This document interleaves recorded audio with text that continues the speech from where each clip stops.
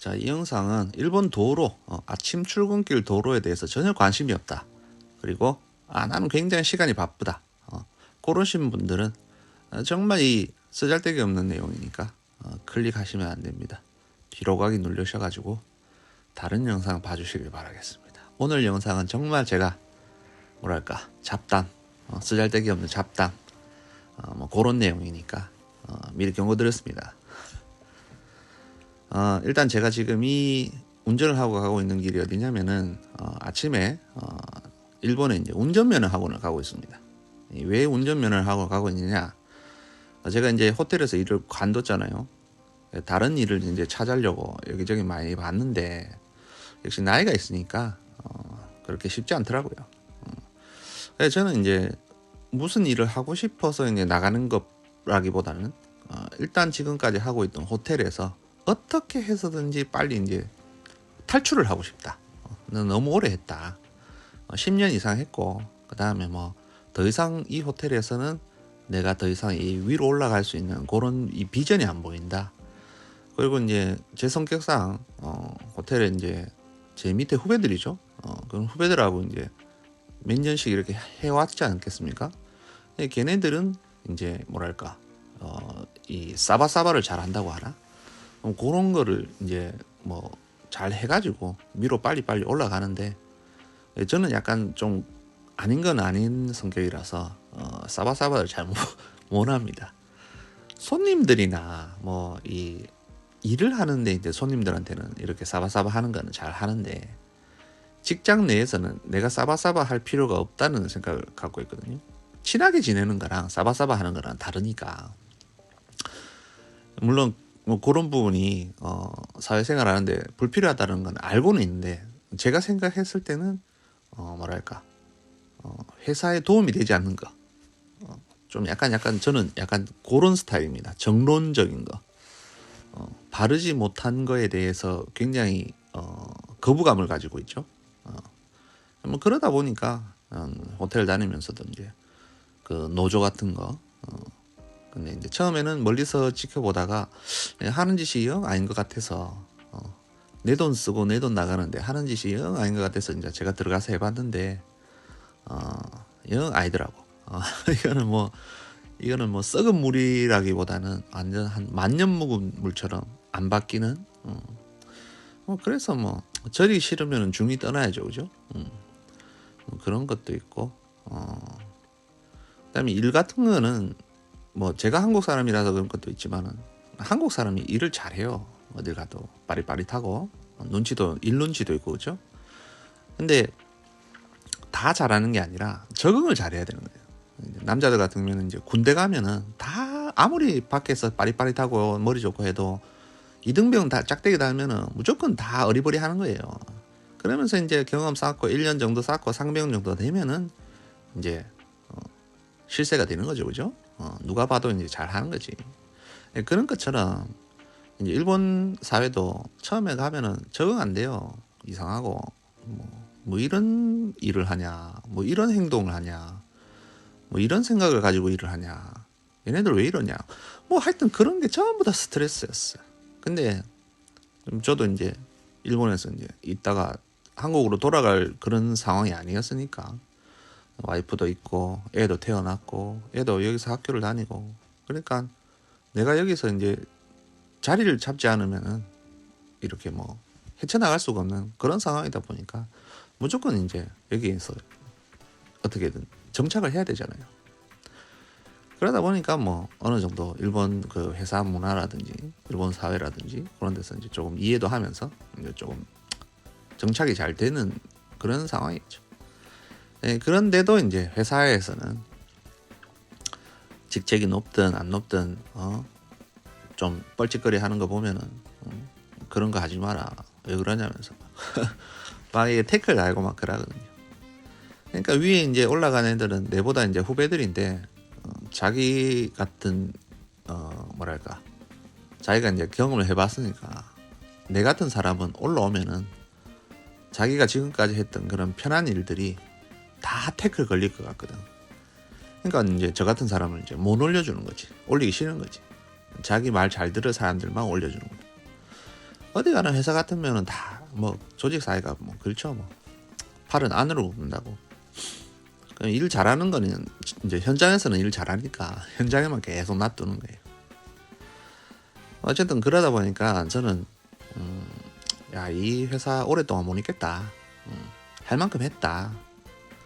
그리고 뭐 코로나 이런 것도 있고 해서 월급 깎이고 뭐 보너스 깎이고 뭐 돈 안 되고 뭐 이러니까 몸만 축나고 잠도 못 자고. 아니 돈이라도 되면은 뭐 이렇게 고생이라도 꼭 참고 하겠는데 그런 것도 아니니까. 그래가지고 이제 뛰쳐나와야 되겠다. 그렇게 마음을 먹고 이제 나오게 된 겁니다. 주저리 이제 나오게 된 이유는 좀 길었는데 간단하게 설명해서 이런 겁니다. 하여튼 그래서 이제 뭐 일 구하다가 보니까 뭐 제대로 된 뭐 제대로 안 됐다고 하는 것도 그런데 뭐랄까 우리 그분께서 희망하는 좋은 직장은 아니더라도 뭐 집 근처에 택시 회사가 있어가지고 그쪽으로 이제 입사를 하게 됐습니다. 근데 이 택시 회사가 뭐 회사마다는 다 다른데 이제 제가 하는 이제 들어가게 되는 회사는 택시 그 면허에 이제 일본이 이종 면허라고 해요. 이제 택시 면허가 따로 있는 건 아니고 이 자격이 있는데 이종 면허를 따서 와야 된대요. 근데 다른 회사들은 보면 입사를 하고 난 다음에 이종 면허를 따게 이제 회사에서 지원을 해주거든. 근데 이제 회사마다 이제 그런 게 조금씩은 다른데 제가 들어가려고 하는 회사가 무조건 따고 와야 된다는 거예요. 돈은 내주겠는데 지원을 해주겠는데 입사 자체가 이제 따고 나서 이제 계약을 하겠다 뭐 이렇게 얘기를 하더라고요. 그래서 사실 일주일 만에 땄거든요.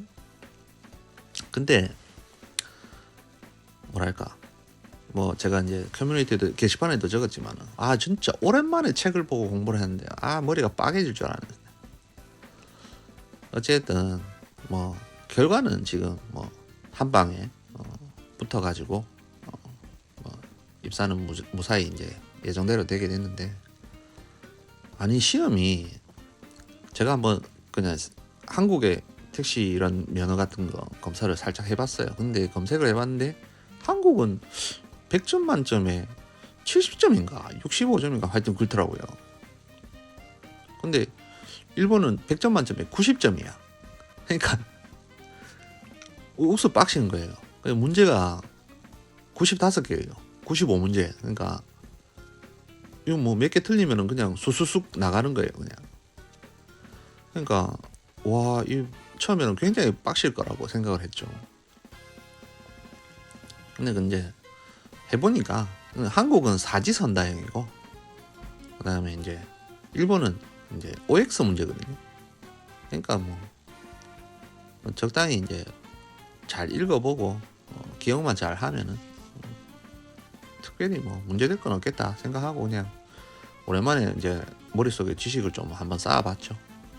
근데 우리나라랑 비슷한 것도 많은데 좀 다른 것도 좀 있고 이래가지고 약간 많이 헷갈렸어요. 오랜만에 하는 것도 있고 그래서.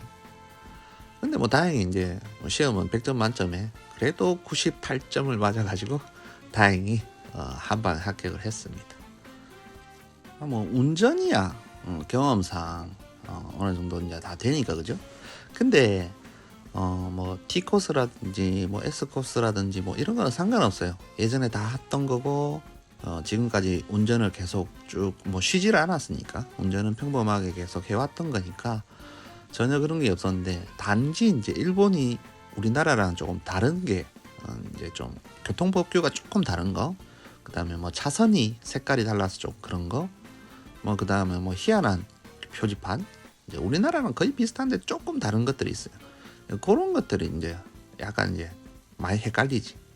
그리고 이제 실습 같은 거 할 때 이제 뭐랄까 차를 세울 때 택시 이런 영업적으로 이제 면허를 따다 보니까 이제 실제로 이제 사람을 이렇게 옆에 태우고 이제 뭐 하는 그런 이제 실습이 이제 조금씩 들어가 있거든요.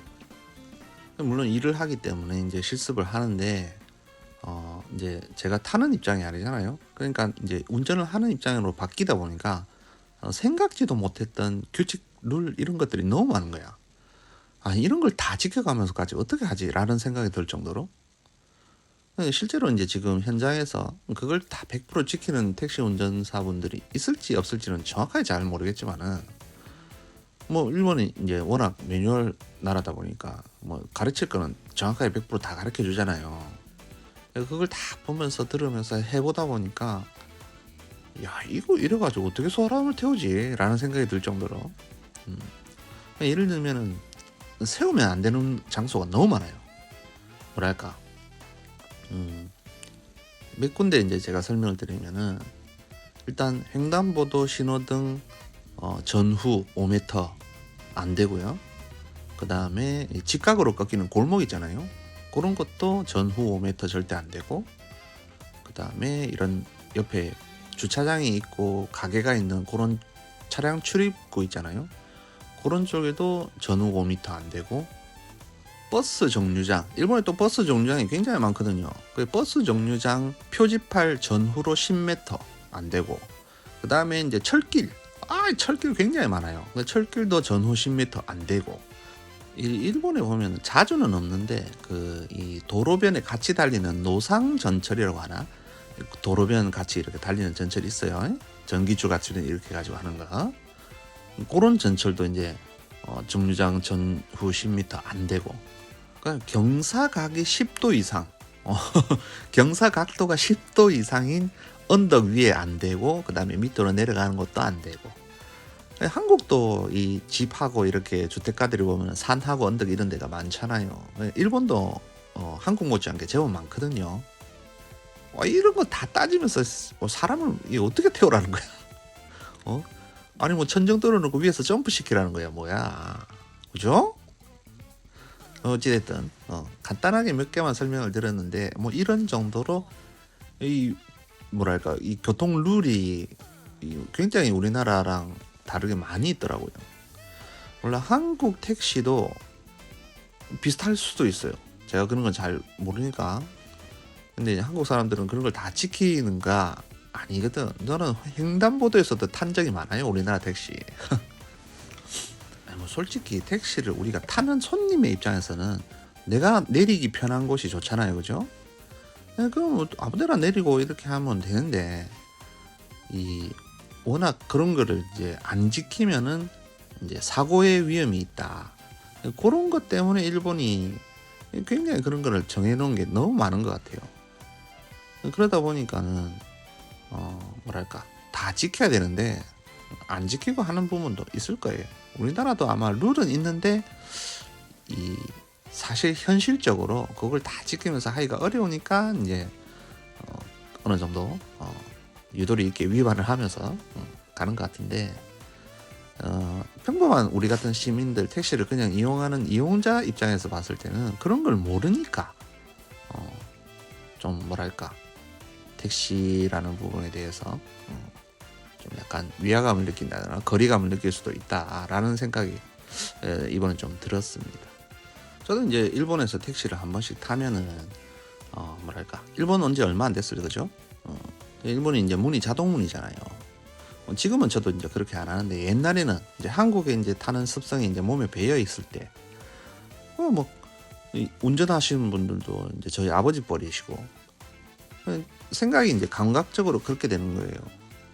내 같은 젊은 놈한테 이제 아버님 뻘 되시는 분이 문을 열어주고 문을 닫아주고 이게 안 익숙하다 보니까 왠지 예의가 없어 보이고 저는 좀 약간 불편한 거예요, 그게.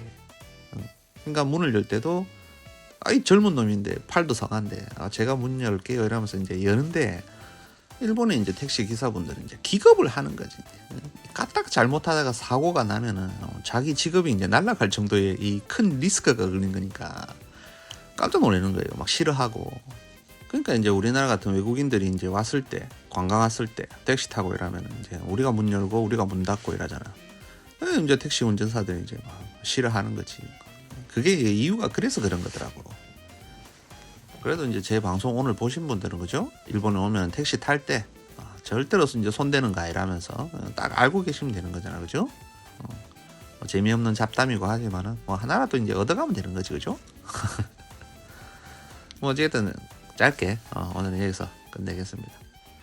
적당히 이렇게 라디오 같은 이런 잡담 방송이지만은 혹시 좋아요가 많고 그러면은 또 요 다음 이 지금 이 차 영상이 1시간 반짜리예요. 이걸 어떻게 다 써먹어.